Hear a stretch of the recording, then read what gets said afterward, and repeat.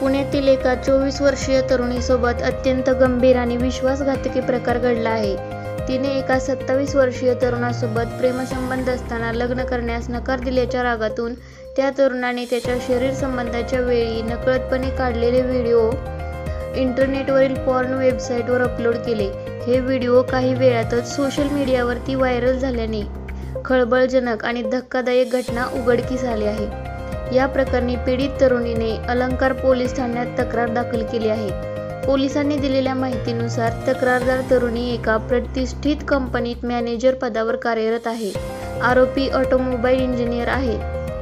2 वर्षांपूर्वी त्यांची मैत्री झाली आणि त्यानंतर त्यांचे प्रेमसंबंध जुळले.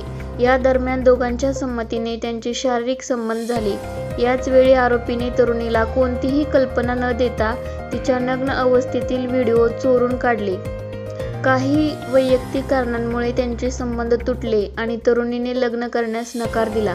त्यानंतर जवळपास 1 वर्षापासून दोघांमध्ये कोणताही संपर्क नव्हता. या घटनेला एक भयंकर आणि अनपेक्षित वळण तेव्हा मिळाले जेव्हा पीडित तरुणीच्या एका मैत्रिणीला एका पॉर्न वेबसाईटवर तिचा नग्न अवस्थेतील व्हिडिओ दिसला.